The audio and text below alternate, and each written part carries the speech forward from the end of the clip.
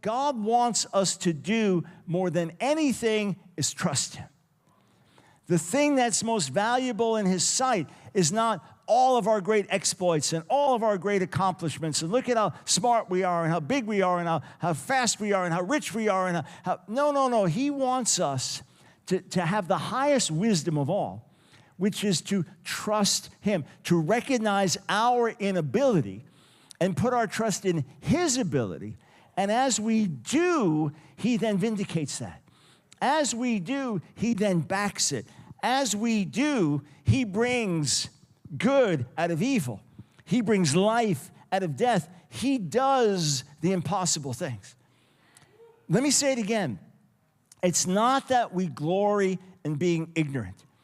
The church in which I was saved was an Italian Pentecostal church in Queens, New York. There was a lot of spiritual depth, but it was very simple in expression in faith. And Acts 4:13 in the King James says that the Jewish leadership, the Sanhedrin, noticed that the apostles were ignorant and unlearned men. That's how it is in the King James. What it really means is they had no formal theological training. They had no rabbinic training, or today we'd say they had no seminary training. But in the King James, it's translated they were ignorant and unlearned men. And there were folks in the church who thought that's a goal that we should attain to. They were ignorant and unlearned men. It was good enough for them. It was good enough for us. The goal is not to be ignorant and unlearned. The goal is to recognize that all the wisdom of human beings falls way short. That all the learning of human beings falls way short.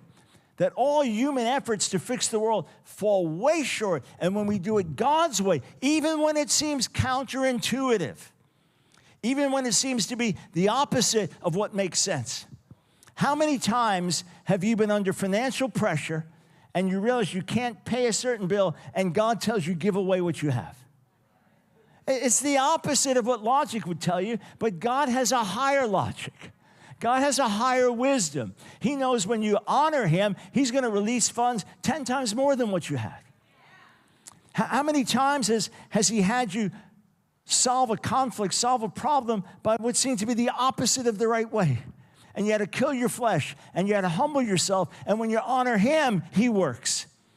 You see, human pride always falls short. Human pride makes a mess of things.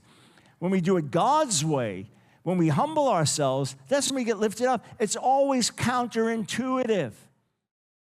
God is doing so much here at Arise Church, and we want you to be a part of it.